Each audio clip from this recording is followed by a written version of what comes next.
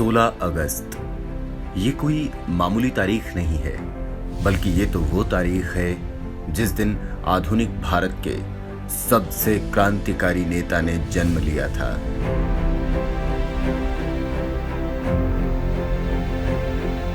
आज से 55 साल पहले जन्माष्टमी के दिन इस महान देश की धरती पर वो शख्स पैदा हुआ जो आगे चलकर इस महान देश की तकदीर बदलने वाला था।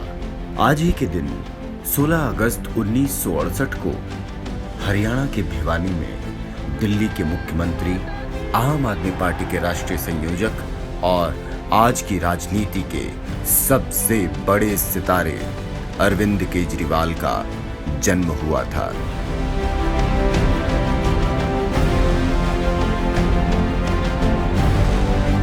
कहते हैं पूत के पांव पालने में ही दिख जाते हैं। इसी तरह बचपन में ही ये साफ हो गया था कि अरविंद केजरीवाल आगे चलकर एक नई लकीर खींचने वाले हैं। बस आधे घंटे बस बाहर में खेलता था, उसके बाद स्कूल से आके फिर उसके बाद भी पढ़ने लग जाता था। रात को 11:30 बजे तक पढ़ता था। बात 20 साल के आसपास होगी, जब मेरे सारे गमला बहुत फूल सजाया करती मैं। जो बोले मामी जी ये फूल सजा के क्या फ़ायदा, ये तो सारे जहाँ देखोगे वहाँ मिलेगी। इन गमले में ऐसा कोई तस्वीर लगाओ जो याददाश्त करे। तो मदर टेरेसा जैसे महात्मा गांधी जी जब सबको उन्होंने मैंने एक फोटो दी, पुरानी फोटो। अरविंद शुरू से पढ़ने लिखने में तेज था। स्कूल में जाता था तो अच्छा पढ़ के आता था, तेज पढ़ने में आता था। आप यकीन नहीं कर सकते, मैं कहीं भी जाती हूँ घूमने, कहीं ट्रेन में, कहीं एरोप्लेन में, कोई मिलता है अरविंद की बात होती है तो मैं अरविंद मेरा स्टूडेंट है। बचपन से ही कला और संगीत में अरविंद केजरीवाल की विशेष रुचि थी। वो बहुत से कार्यक्रमों में भाग लिया करते थे। उन्होंने बचपन में ही कई बड़े पुरस्कार भी जीते। किताबों के पास रहने वाले नन्हे अरविंद का बचपन सोनीपत, गाजियाबाद और हिसार जैसे छोटे शहरों में गुजरा। इसके बाद अरविंद ने देश के सबसे बड़े कॉलेज IIT में दाखिला हासिल किया। पूरे देश में केजरीवाल की रैंक 563 थी, जो अपने आप में अरविंद केजरीवाल की बौद्धिक क्षमता को दर्शाता है। IIT खड़गपुर से ग्रेजुएशन पूरी करने के बाद अरविंद केजरीवाल देश के हर मिडिल क्लास बच्चे की तरह नौकरी में लग गए। उन्हें 1989 में टाटा स्टील में नौकरी मिली, मगर केजरीवाल का मन कहां नौकरी में लगने वाला था। उनके मन में तो देश के आम आदमी की सेवा करने का भाव भरा हुआ था। तो वो कैसे एक नौकरी के लिए अपने इस मकसद को छोड़ सकते थे। अपने दिल में यही सेवा भाव लिए अरविंद केजरीवाल 1992 में मदर टेरेसा से मिले। वहां उन्होंने मदर टेरेसा से कालीघट आश्रम में एक छोटे से कार्यकर्ता के रूप में पीड़ितों की दिन रात सेवा की। अरविंद केजरीवाल का मकसद सिर्फ और सिर्फ लोगों की मदद करना था। इसके साथ साथ अरविंद केजरीवाल सिविल सर्विसेज की तैयारी भी कर रहे थे।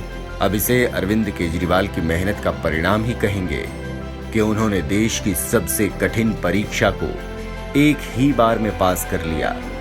इसके बाद अरविंद केजरीवाल को मसूरी भेजा गया, जहां उनकी मुलाकात उनकी जीवन संगिनी सुनीता केजरीवाल जी से हुई। सुनीता केजरीवाल खुद भी एक IRS ऑफिसर थी।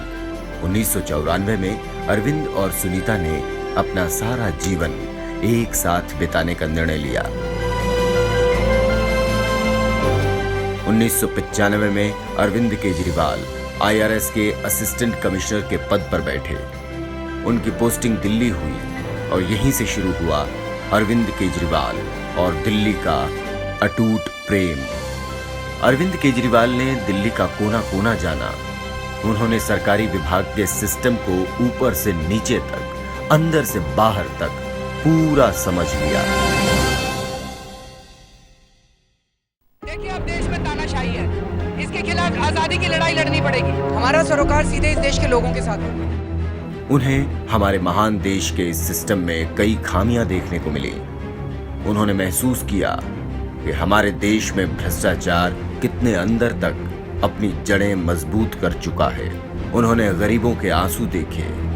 उन्होंने देखा कि कैसे एक छोटे से काम को करने के लिए भी हमारे देश के लोगों को दर दर की ठोकरें खानी पड़ती है। इसी व्यवस्था से तंग आकर अरविंद केजरीवाल ने एक नया बदलाव लाने की ठानी। उन्होंने अपने करीबी मित्र और पत्रकार मनीष सिसोदिया के साथ परिवर्तन नाम के एनजीओ की शुरुआत की। इस एनजीओ का काम बड़ा सरल और सीधा था, भ्रष्टाचार को खत्म कर जनता तक उनका हक पहुंचाना। अरविंद केजरीवाल इस कड़ी में गली गली घूमे। उन्होंने देश की जनता को जागरूक किया, उन्हें उनका हक दिलाया। पुरी में ए ब्लॉक के सामने वाली सड़क और डीडीए मार्केट से लेके डी ब्लॉक प्राइमरी स्कूल तक की सड़क, इस सड़क के निर्माण में 2,12,185 रुपए खर्च हुए। क्या ये सब काम हुआ? फरवरी के बाद इन लोगों ने सड़क बहुत खास कर छोड़ के चले गए। 2003 में अरविंद केजरीवाल ने आरटीआई यानी सूचना के अधिकार कानून के लिए लड़ाई लड़नी शुरू की। उन्हें मालूम था कि हमारे देश में खूब भ्रष्टाचार होता है और अगर सरकारी फाइलें जनता के हाथ लग गई तो लाखों करोड़ों का भ्रष्टाचार जनता के सामने लाया जा सकता है। 2 वर्षों के अथक संघर्ष के बाद 2005 में सूचना का अधिकार संसद से पास हुआ और हमारे देश के लोकतंत्र को और अधिक मजबूती मिली। 2006 में अरविंद केजरीवाल ने अपनी आईआरएस की नौकरी छोड़कर पूरा समय जनता को समर्पित करने का निश्चय किया। उन्हें मालूम था उनका संघर्ष जनता की मदद कर रहा था। 31 अगस्त 2006 को अरविंद केजरीवाल को एशिया के नोबेल यानी रेमन मैग्सेसे पुरस्कार से सम्मानित किया गया। ये पुरस्कार उन्हें आरटीआई के लिए उनके संघर्ष को देखकर दिया गया। Right to information has emerged as an extremely powerful tool in the hands of most ordinary people to fight injustice and corruption. It has given voice to the voiceless. You spend our money, you give us our accounts, and you are paid from our money, so you answer to us. Arvind ने इस award का सारा पैसा भी जनता की सेवा में लगा दिया। इसके बाद 2011 में कॉमनवेल्थ गेम्स में बहुत बड़ा करप्शन सामने आया। दिल्ली की पूर्व मुख्यमंत्री शीला दीक्षित की मुश्किलें बढ़ने वाली हैं। दिल्ली की एंटी करप्शन ब्यूरो यानी एसीबी ने कॉमनवेल्थ गेम्स घोटाले में शीला दीक्षित और एमसीडी के खिलाफ एफआईआर दर्ज कराने का फैसला किया है। इस करप्शन ने अरविंद को झकझोर कर रख दिया। उन्हें लगा हमारे देश का सिस्टम ऊपर से नीचे तक पूरा भ्रष्टाचार से ग्रसित है और महज एक आरटीआई से इसका समाधान नहीं निकलने वाला। तो उन्होंने भ्रष्टाचार के खिलाफ गूंजने वाली देश की सभी बड़ी आवाजों को एक मंच पर लाकर इंडिया अगेंस्ट करप्शन की शुरुआत की। ये आजाद भारत का सबसे बड़ा आंदोलन था। We are being looted, we are being robbed. We dared to raise our voice against corruption. वो दिन है और आज का दिन है। राजनीति की गंदगी साफ करने अरविंद केजरीवाल खुद राजनीति में आए। दिल्ली और पंजाब में सरकार बनाई और ऐसा काम करके दिखाया जिसका डंका विश्व के कोने कोने में बज रहा है।